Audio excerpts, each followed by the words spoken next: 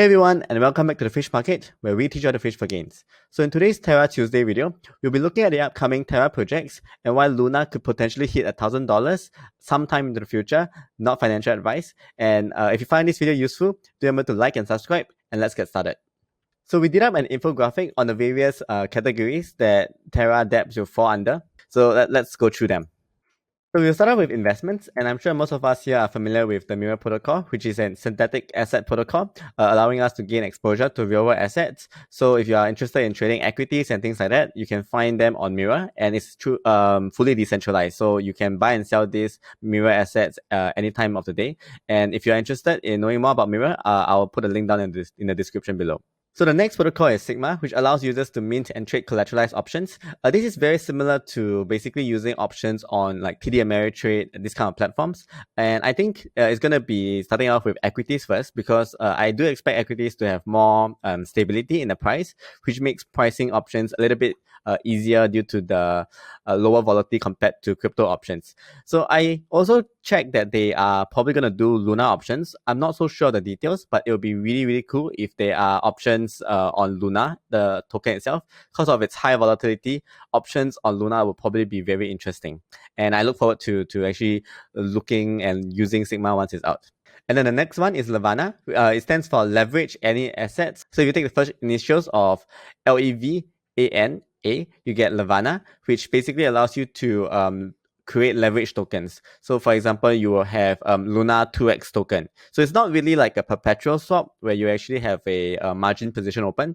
In this case, it's minting Luna 2x token by depositing Luna token. So you get double exposure. And I don't know if there will be liquidation risk, but it essentially allows you to leverage any assets on Terra, and it's probably going to be something that I'll keep an eye on. Okay, next up is Prism, which allows you to split the yield-bearing assets into the yield and principal component. So this is quite a complicated protocol. It's a little bit similar to Pando Finance on Ethereum, but not exactly the same. And I will be doing a deeper video into Prism, as well as like every single one of these protocols. The moment I have more information about them, I'll probably be doing a deep dive. But the first one I'll probably be looking at is Prism in terms of a deep dive video. Next one we have is Nebula, which is an ETF protocol. But what's unique about Nebula is that they have very unique weighting methodologies. So maybe it's not just based on market cap. They can weight based on performance. So if there's a certain asset within that basket that is outperforming, they can actually automatically weigh the basket to have more of that momentum stock or tokens to be higher weightage. So it's done automatically. And momentum is just one metric that they can actually use for weighing. They can also use social media metrics in terms of number of followers, etc., to give different allocations of weighting in that basket. So that's very interesting in terms of how they can create different baskets with very unique weighting methodology that automatically rebalances itself depending on the parameters set by the ETF or the basket. And I do believe that they will be cross-chain. And I do believe they will be cross-chain as well. So potentially, they allow for exposure to other chain assets, not just within the Terra ecosystem. So that's quite interesting. So I look forward to Nebula as well. So the next one is Spar, which is a very interesting protocol, and it's for aspiring hedge fund managers or existing hedge fund managers. And it's essentially a hedge fund management platform, similar to DH on Ethereum side or similar to Solrise on Solana side.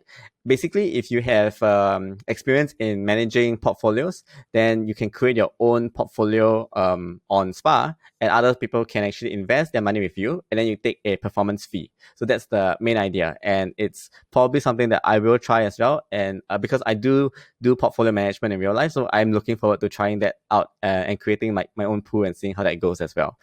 So next up, we have money markets. And I'm sure most of us are familiar with Anchor already. It's where you deposit stable coins, specifically UST, to earn stable yield around 20% APY. So that's a very popular protocol with over $1 billion deposited inside already. And the next one we have is Orion, which is already live, and I have actually participated in their private farming round.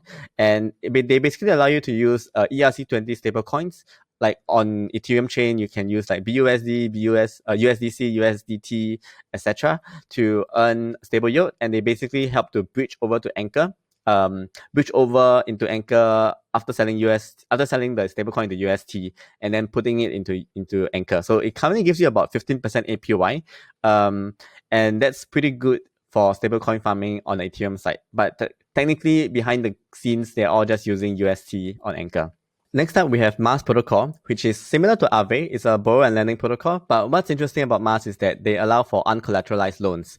And how that works is that if you have a smart contract, or if you have a proposal in the form of a smart contract, you can actually present it to Mars, and then the Mars Governance Council will actually take a look at the smart contract to see if they agree or don't agree with what you're doing. And if they agree with it, then they can actually loan you an uncollateralized loan where you don't actually need to provide collateral for lending.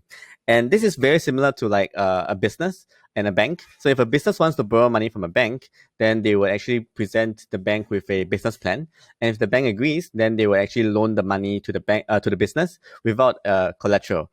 So Mars is quite similar, except you take away the business and replace it with a smart contract essentially. And you know the smart contract is going to do what the smart contract says it would do. So it's generally more safe in that sense as well. The next one we have is Kujira. So Kujira is a liquidation protocol, and they allow you to bid on at-risk collateral. And I think they're already live, but in the next version, they will actually have some kind of a queuing system. So once more details are released, I'll probably potentially make another video specifically on Kujira and Lighthouse. So Lighthouse is Kujira and Lighthouse used to be part of Harpoon protocol, but I think there were some differences in ideology, so they split up and became Kujira and Lighthouse. So Lighthouse is similar to Kujira, but from what I understand, you need to put UST in first, and then you can actually use the UST to bid on at-risk collateral, and then you earn some liquidation fees. But while your UST is inside, I think there's also some ways that Lighthouse will help to provide you with passive income on the UST that you have put inside their protocol. Okay, and then yeah, and then and the next category is Launchpads. So we are familiar with Pylon and StarTerra already because they are live. So not much to share about that. But for those who are new, Pylon is essentially a Launchpad that also comes with a paying subscription type of feature. So imagine you have a Netflix subscription, and let's just say your Netflix subscription costs $100 a year. Because Pylon leverages on Anchor's 20% APY, if you want to actually pay for or get Netflix for free, you can deposit $500, which allows you to earn about $100 a year, and you never actually have to pay for Netflix. So once you are done watching your Netflix, you can withdraw back that $500, and essentially you get to watch Netflix for free, as an example. So their tagline is, for Pylon, their tagline is deposit now, pay never, which is a pretty fascinating concept. So I look forward to that payment feature launching soon. And it works for any type of subscriptions that you have. So if you are subscribed to certain YouTubers or influencers, and they have some kind of like a special premium group, they could potentially use Pylon for their payment subscriptions as well. And then StarTerra is a gamified launchpad. So they say play to earn, but it's not really so much playing. It's more of like shilling in a way. So they have 3 different factions. You have your Lunatics, Interstellar, and Degens. And if you, depending on which faction you're in, you might be given a certain task. And if you can achieve or accomplish those tasks, which are probably related to marketing stuff, to get more people interested in the IDO, in the project, then your faction might actually be allocated more, potentially more pre-sale allocation. I'm not sure, this is just speculation, but I think that's like one aspect of their gamified launchpad. Will be interesting to see what kind of gamifications they have once they launch their first launch. Because right now StarTerra hasn't really had any protocols launching with them yet, but they already have some confirmed ones already. So it'll be interesting to see how they actually make launchpads more gamified. Hopefully it won't lead to an overwhelming amount of spam, because that wouldn't be too nice. But if it's going to be moderate amount and it's still reasonable, and it helps to increase engagement and interaction, that will actually be something unique in terms of launchpads. Okay, and then the next one we have our dexes. So right now we have TerraSwap as our main dex, but there are quite a bit of issues with TerraSwap. So Loop and Astroport is being created to as an alternative to TerraSwap. So Loop is an AMM, which is very similar to Torchain in the sense that all the different pairs will be paired with Loop. So you have Loop UST, you have Loop Luna, Loop MSX, etc. So everything will be paired with Loop. And this is a similar concept with Torchain as well, where everything is paired with the Rune token. And I think that would create a lot of liquidity, but we will see how that goes. And side note, Loop is also a type of social media platform. It's sort of like a decentralized medium where people can write articles and then people can interact with articles, review them, make comments, etc. And they actually get rewarded with Loop R tokens, which if you stake Loop R tokens, you get Loop tokens. And right now the details are not clear, but essentially you get paid to contribute content to the community. I should probably sign up as well. And the next one is Astroport, which is essentially very similar to Uniswap plus Curve plus Balancer. So they're going to have your standard AMM DEX pools, so standard LP 50-50 pools, and they'll also have stable asset pools. I'm not sure if it's going to be stable coin pools, but I'm sure there will be stable asset pools with better curves or less slippage. So like your B Luna pool will probably have greater concentrated liquidity, or like your BEV and Mirror ETH pools will probably have better concentrated liquidity for lesser slippage as well. And they will also have LBPs, like liquidity bootstrapping pools for new protocols launching. So that would be something pretty interesting to look at. So Astroport is definitely going to be something that I'm very interested in when they launch. So next up, we have Vaults, which is made of ApolloDao and Spectrum, as well as Nexus, Whitewhale, Sandclock, and Neptune. So ApolloDao is a yield aggregator similar to Spectrum, where they auto-compound your yields. But what's unique about them is that they are actually more of a decentralized hedge fund. So they have this war chest, which allows them to invest in DeFi projects, and from there the war chest can grow. And if you are an ApolloDao token holder, you get benefits for staking, and as the war chest grows, your token value grows together with it as well. And the next vault is Spectrum. So Spectrum is a yield optimizer, but unlike ApolloDao, I don't think they have like a decentralized hedge fund, but instead they come up with very complicated vault strategies. So in Spectrum V2, the one that's coming up next, they're gonna have like short mirror asset farms or more complicated type of farms that is usually much more troublesome to do on your own. But Spectrum will help you to automate the entire process, and it's more of like a vault of vaults. So I would imagine when you farm in ApolloDao, your yield aggregator, you actually earn ApolloDao tokens. In the future, you might actually see that on Spectrum, where they will actually take your ApolloDao LP and basically farm and dump the ApolloDao token back into the LP, etc. So I would see Spectrum as like the final destination yield optimizer, where they will optimize yield from all the different other vaults as well. Potentially, that's just speculation, but I think that could be what they're doing as well. So next up is Nexus, which the ticker symbol is PSI, and I think they're going to launch soon.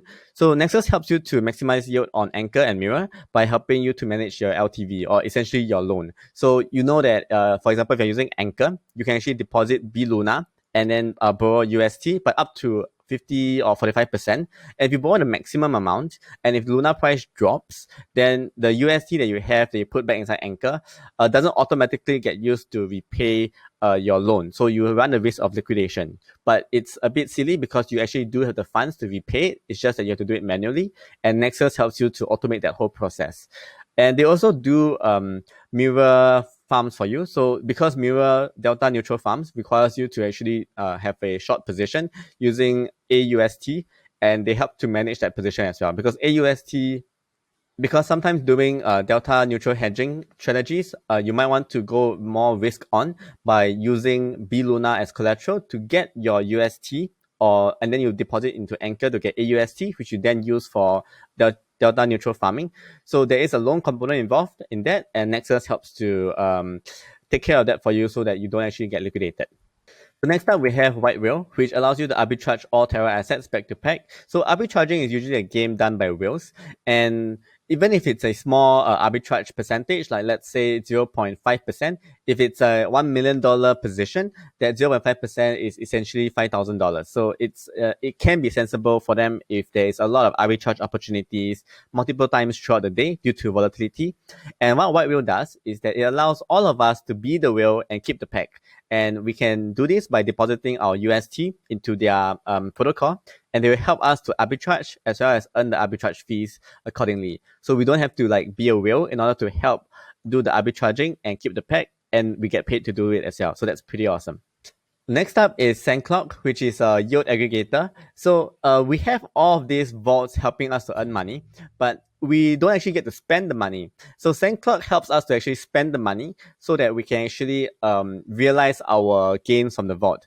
And one example is zero loss donation. So let's say you put $10,000 into Anchor, and then it earns 20% per year. So at the end of the year, the $10,000 becomes $2,000. And now we have $10,000 and an additional $2,000. And Sandclock helps us to take that $2,000 and give us the option to donate it or to act as an endowment, etc. So it allows us to separate the yield from the principal in our farms, and that helps us to actually spend the yield that we get. So that's pretty useful because a lot of us, we just keep compounding and compounding and compounding, and we don't actually get to spend it. And I think that's what Sandclock helps to do, amongst many other things. So Sandclock also seems like a pretty ambitious project, and there's a lot to look forward to. But I think that's one of the main things that they are going to do initially. But there's a lot more in their roadmap from what I've seen. So definitely worth keeping an eye out on. And their slide deck design looks pretty slick as well. So I do look forward to what they have for us. Next up, we have Neptune, which allows for automated leverage yield farming without liquidations. So I think it's a little bit similar to what Nexus is doing. And right now, I'm not fully sure of the difference. So once Neptune has more details, I might make another video, or I might update the video description in this video. So all of these protocols, I'll be giving the brief one-liner description in the description below, and you can take a look. So I might update them as I find out more information about them. So next up, we have infrastructure, and under infrastructure, we have Void, which is essentially a tornado cache for Terra ecosystem. So it allows for anonymous transactions, bringing privacy to Terra.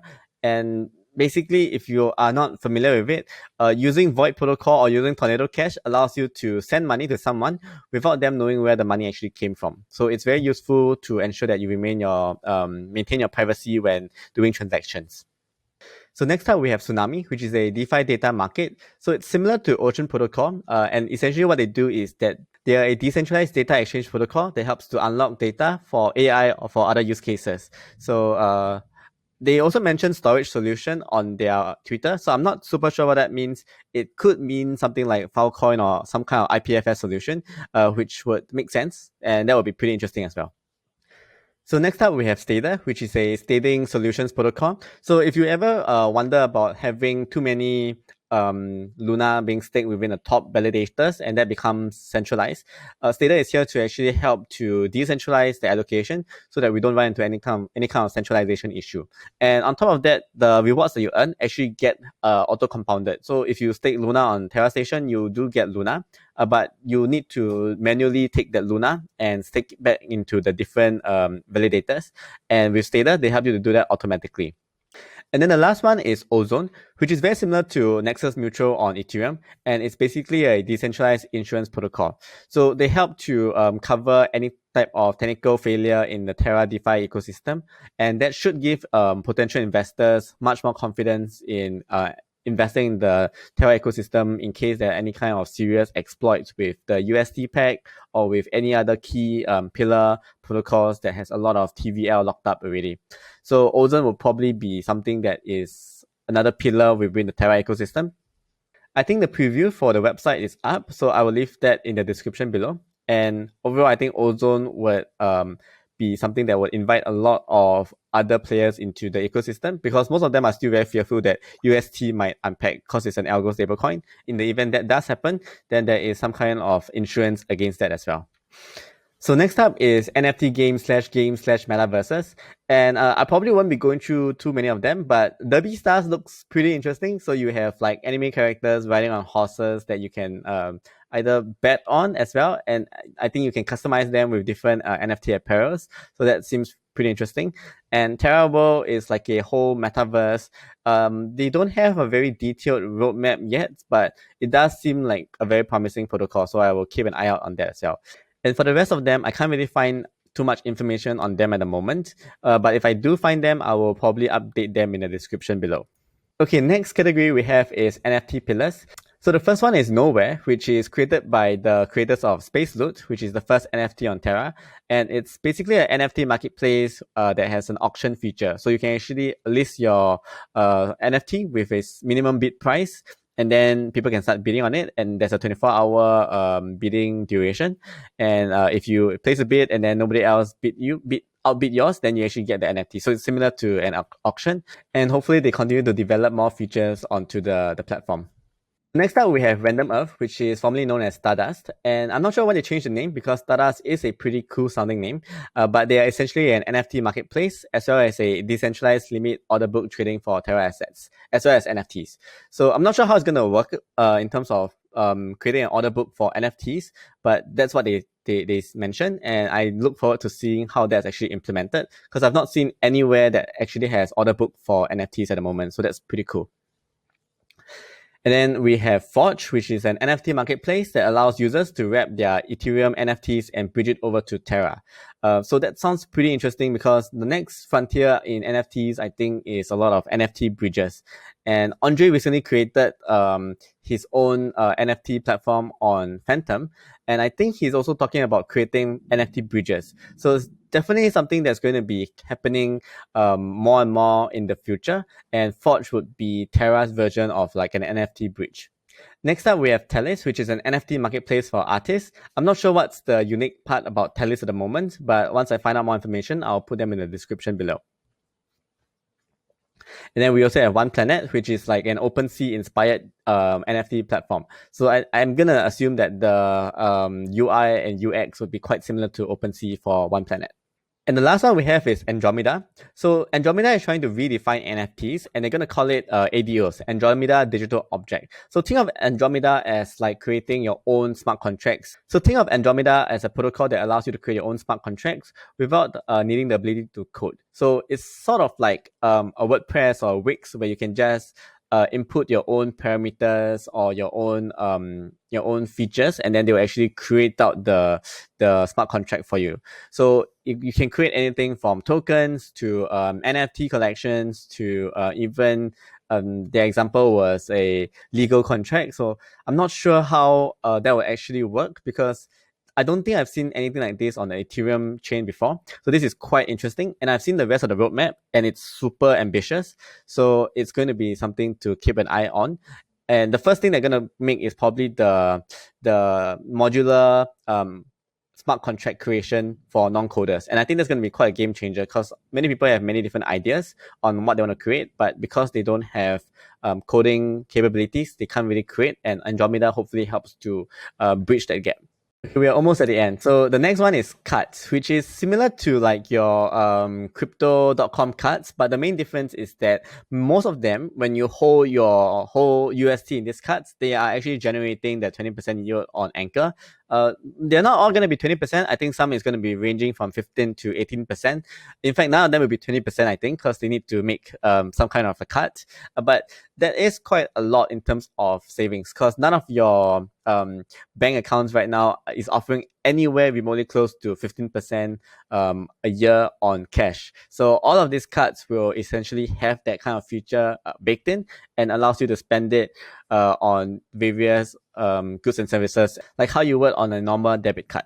I think that Terra.cards is a pretty interesting project. So it's not really a protocol per se, but it allows you to use UST to actually purchase gift cards, whether it's Amazon gift cards or even Shopee gift cards. It allows you to spend your UST on day-to-day stuff, and that makes holding UST a much more useful stablecoin in regards to real life as well. I haven't actually bought any of their gift cards, but I'll probably try that out really soon to actually see how the experience is like. Okay, the last one Okay, the last categories are lottery and charity and marketing and memes. So Lotera is a decentralized lottery ecosystem, and it's very similar to PancakeSwap's lottery feature if you have tried them. So you essentially put in some UST and then you get a chance to actually win the lottery pool. And Pluto's Pot is a gamified charitable raffles. I'm not so sure what that means, but it does sound interesting and it's part of the Terra Charity Alliance. So I'll probably give it a go once they are out as well. So in terms of charity protocols, you have Angel Protocol, which allows for perpetual charity endowments. So they link up with various charitable organizations to provide them with perpetual charity endowments. And that sort of takes UST out of circulation, which makes UST more scarce and therefore increases the price of Luna as well indirectly. So Angel Protocol is a protocol that also helps to give back to society, but at the same time ensures that your UST sort of becomes more and more valuable as the UST is locked up. So Preserver is a perpetual donations protocol for gaming tournaments, esports, and I think also esports players or live streamers. So people who like to live stream and play games, then Preserver might be an interesting protocol to see if you can integrate with. So people who already are lunatic, they can actually provide donations to you that last forever due to the 20% APY that Anchor provides. Next up, we have marketing. So Valkyrie is a referral marketing campaign creator. So if you are any of these dApps and you want to essentially get more signups, you could use Valkyrie protocol to create a referral campaign where people can have like affiliate links and they can share their links to get they are incentivized to share their links and promote your project. So everybody wins in the end. So that's what Valkyrie does. Not to forget about Loop, which is a content creation platform. So as you know, content is king and it's also kind of part of marketing in my view. And then lastly, we have Meow token, which is not really a meme token because I do think that they're actually building something. But when they first came out, people saw it as like a meme token, so I just parked it under meme. But I think they are building some kind of like a LP tower where you can LP with another LP to get like a LP of LP token. Yeah, there's a lot of LP in there. But I haven't really read into it, but it does seem interesting in somewhat like a balancer pool type of LP token by creating LPs or different LPs. And that does seem like a interesting project, but overall, I think most people still see it as potentially like Terra's meme coin, although it could be more than that. But Mail also has a AMM DEX as well as a message board where you can type in stuff onto the message board, but you need to spend Mail in order to send a message. So I thought that was quite interesting. So this is a snapshot of the Terra ecosystem in June 29th, just a few months ago. And you can see that there is actually a number of different protocols that I didn't mention, but there's also a lot more protocols that has appeared. And I think moving forward, there will probably be even more protocols.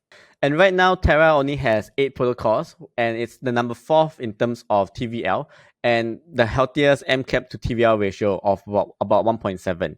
So what happens when more protocols are released? Most likely, they will attract more liquidity into the Terra ecosystem, and that means that their TVL will go up, and then the MCAP over TVL will drop, which potentially could bring Terra's valuation even more fairly valued. And Terra's TVL would probably go up the ranks as well.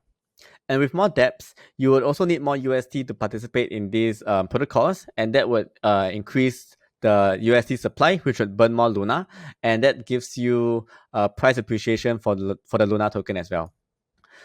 So I just wanted to end off this video with the recap of T5 Alpha. And Do Kwon mentioned in his master plan that decentralization of Terra is one of the most important things. And there is potentially a protocol called Armageddon, which allows for TFL to basically switch off. It's like a Q switch that will let the Terra ecosystem and the blockchain run completely decentralized. So that's pretty awesome. And it makes the fear of TFL being like the figurehead, which would cause over centralization, to be something that is not as big of a deal if this Armageddon protocol actually exists.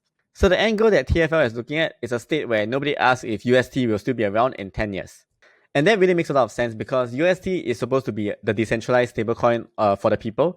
And seeing that crypto is a decentralized economy, a decentralized economy needs a decentralized stablecoin. So it will be pretty awesome if UST will become that decentralized stablecoin and nobody even doubts whether UST will even unpack or be around. Do-kwon also mentioned that most of the sexes will have UST by January 2022. So currently, I know Gate and KuCoin already has UST, but FTX and Binance, one of the bigger exchanges, they don't have UST yet. And Coinbase, I believe, will have Terra native UST coming soon, potentially this year or if not early next year as well. And this could be important because as regulatory tightenings happen, the rest of the other stablecoins are generally centralized stablecoins. You have your USDT with questionable backing. You have USDC, which is basically a centralized stablecoin. You have BUSD, which is also centralized, and DAI, which is backed by USDC, so making it somewhat centralized as well. So UST is the only one that is supposed to be more decentralized than the rest. And hopefully, when we are looking for a decentralized stablecoin, that we can truly feel that doesn't have any centralization risk, and we can just sleep on it, UST will be the choice for most people, and that should be good for the price of Luna, and hopefully it can actually hit the $1,000 mark that we are all talking about. So I'm not sure when that's going to happen. Realistically, I don't see it in this year or next year, but with all of this great stuff being built on top of the Terra ecosystem, I think in the next bull run, we could definitely see Luna hitting $1,000 as long as central banks continue to print money and money continues to flood the system. I definitely do see Luna continue to go up, rather exponentially as well. And if I made any mistakes in going through some of these protocols, because there are just really too many to remember, you can let me know down in the comments below. Hope you guys found this video useful, and if you do, remember to like and subscribe, and I'll see you guys again soon. Bye!